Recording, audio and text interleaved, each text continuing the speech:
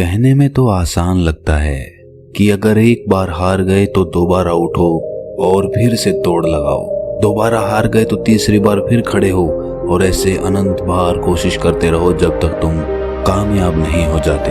कहने में तो ये बहुत आसान लगता है, लेकिन जब बार बार हार होती रहे तो आखिरकार एक इंसान कितनी कोशिश करे, कहीं ना कहीं उसका मनोबल तो टूटेगा ही। लेकिन क्या कोई ऐसा फॉर्मूला भी है जो निरंतर चलते रहने के लिए हमें हिम्मत देता है? तो इसका जवाब है हाँ, और इसका जवाब आपको इस कहानी में मिलेगा।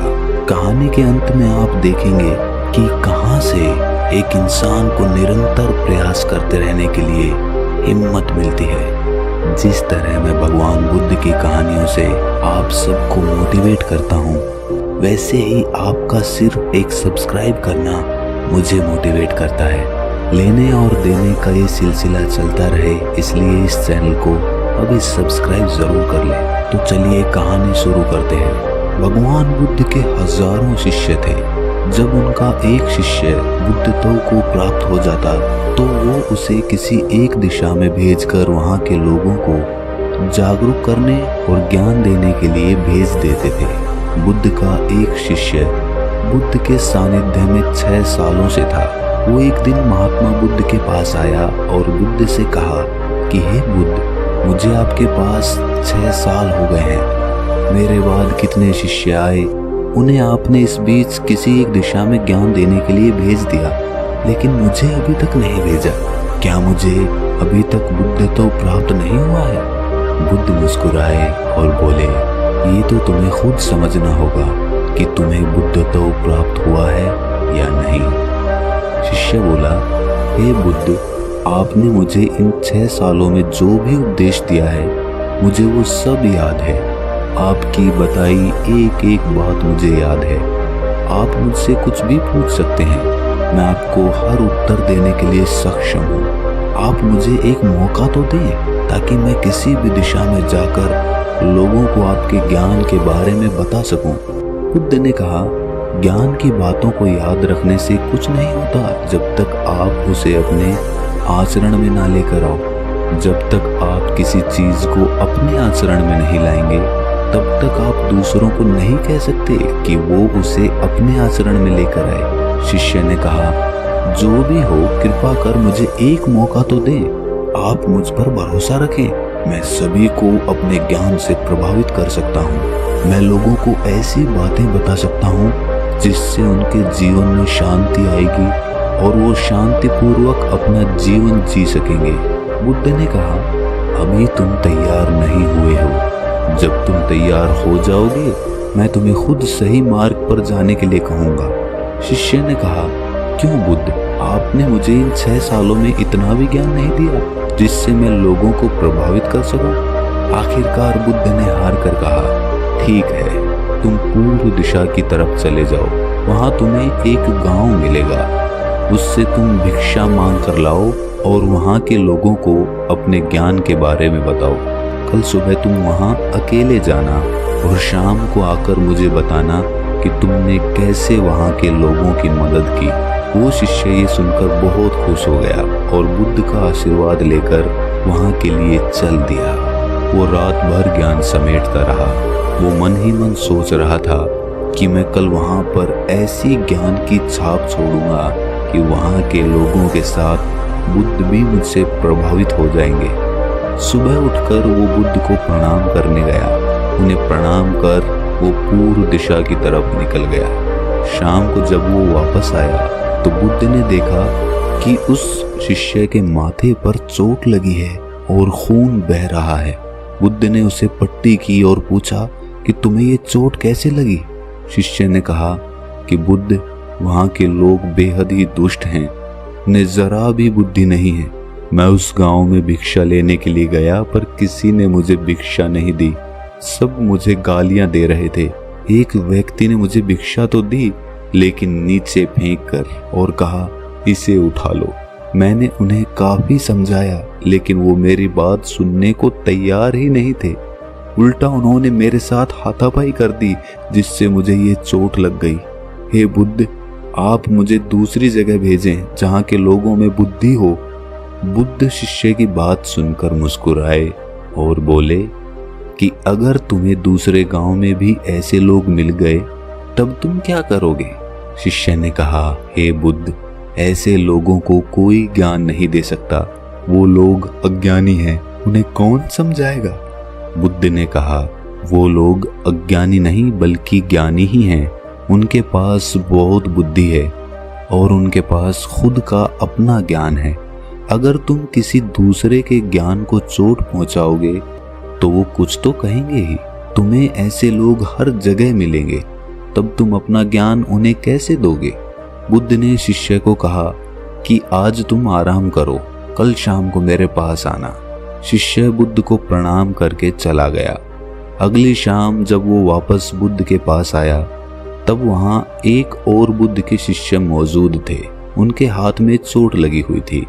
बुद्ध ने उस शिष्य के हाथ पर चोट देखकर उस पर पट्टी की और उस शिष्य से पूछा कि तुम्हें ये चोट कैसे लगी?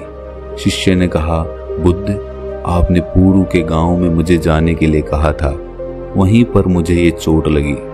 बुद्ध ने कहा, वहां तुम्हारे साथ क्या हुआ था? शिष्य ने कहा, हे बुद्ध, वहां पर मैंने सबसे भिक्षा मांगी लेकिन किसी ने मुझे भिक्षा नहीं दी। एक व्यक्ति ने मुझे भिक्षा दी लेकिन उसने भी जमीन पर फेंक कर कहा कि इसे उठा लो। मैंने चुपचाप उसे अपने पात्र में रख लिया और उसे कल्याण का आशीर्वाद दिया। तब उस आदमी ने मुझसे कहा कि आप बड़े ही अजीब आदमी हैं। मैं आपका अपमान कर रहा हूँ और आप मुझे आशीर्वाद दे रहे हैं। मैंने उनसे कहा कि आप दानी हैं, आपने मुझे दान दिया है, इसीलिए मैं आपको आशीर्वाद दे रहा हूँ। फिर मैं वहाँ से आगे गया तो कुछ लोगों ने मुझे वहाँ से जाने के लिए कहा। उन्होंने मुझे अपशब्द कहे और मुझ पर पत्थर फेंके, जिससे मुझे चोट लग गई। जब मैं वापस आ रहा था तब मैंने एक माँ को रोते हुए देखा। वो अपने बीमार बच्चे को लेकर चिंतित थी। मैं तुरंत जंगल से उसके लिए कुछ जड़ी बूटी ले आया, लेकिन वहाँ के लोग मुझे उसे जड़ी बूटी नहीं देने दे रहे थे। फिर मैंने उनसे विनती की कि वो मुझे उस बच्चे का इलाज करने दे। उसके बाद वो जैसा कहेंगे मैं ठीक वैसा ही करूँगा। फिर जिस व्यक्ति ने मुझे भिक्षा दी थी उसने गांव वालों को समझाया। तब उन्होंने मुझे उस बच्चे को जड़ी बूटी लगाने दी। उसके बाद वो बच्चा ठीक हो गया। फिर गांव वालों ने मुझसे उनके किए गए अभद्र व्यवहार के लिए क्षमा मांगी और मुझे धन्यवाद दिया।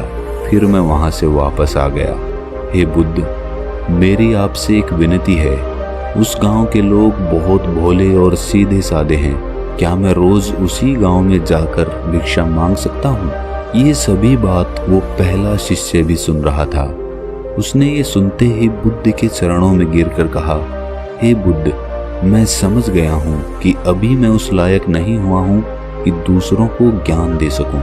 बुद्ध ने कहा, हमें बाहर वैसे ही लोग दिखाई देते हैं जैसे हम भीतर से होते हैं। जब तक हम स्वयं को नहीं बदलते तब तक हम किसी को नहीं बदल सकते। खुद में परिवर्तन बेहद जरूरी है। कोई भी बात बताने से पहले उसे आचरण में लाना बहुत जरूरी है, क्योंकि खुद के आचरण में लाई हुई चीज को समझाना और बताना बहुत आसान होता है और उसे लोग बेहद आसानी से समझ पाते हैं। तो दोस्तों, आप सोच रहे होंगे कि इसमें निरंतर प्रयास करने का कौन सा मंत्र है? तो यहीं पर हमारी समझ काम आती है। इस कहानी में दो पात्र थे। दोनों पात्र वहां से चोट खाकर आए। एक पात्र उनको गालियां निकालने लगा, लेकिन दूसरा पात्र फिर से वहीं जाने के लिए कहने लगा। ऐसे ही जब हमारे जीवन में कोई कठिनाई आती है या फिर हमारा प्रयास विफल हो जाता है तो या तो हम उससे मुंह मोड़ लेते हैं या उस काम को कभी करने की कोशिश ही नहीं करते हैं। लेकिन दूसरी तरह का पात्र उसी काम को करने का नजरिया बदल देता है। वो उसी नाकामयाबी में कुछ ना कुछ मोटिवेशन ढूंढ लेता है। जैसे एक नवजात बच्चा होता है, उसे शुरुआत में चलना नहीं आता है। वो बार बार चलता है, फिर गिर जाता है, वो फिर उठता है, फिर चलता है। उसके लिए वो गिरने का और चलने का एक खेल बन जाता है। उसके लिए वो मनोरंजन बन जाता है। उसको वो कोशिश नहीं लगती, उसको वो खेल लगने लगता है, क्योंकि उसके पास कोई दूसरी चीज करने को होती ही नहीं है और हमारे पास करने को बहुत सारी चीजें होती हैं। इसीलिए हम जब एक चीज में असफल होते हैं तो हम दूसरी चीज की तरफ भागने लगते हैं। लेकिन अगर हम 100 जगह मिट्टी खोदने की बजाय एक ही जगह पर मिट्टी खोदते रहें तो एक दिन वो कुआं बन जाएगा और उसमें से पानी भी निकल आएगा। इस बात को अपनी गांठ बांध लो कि हर नाकामयाबी आपके लिए एक नया मनोरंजन लेकर आए और अगली बार उसी काम को करने के लिए आप एक नया नजरिया लेकर आए। एक नए नजरिए से उस काम को देखने की कोशिश करें और फिर देखें कामयाबी आपके कदम चूमेगी।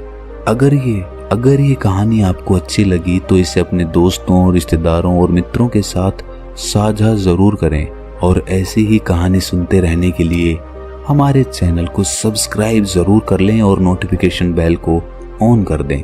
तो मिलते हैं अगली किसी कहानी में, तब तक के लिए अपना ख्याल रखें।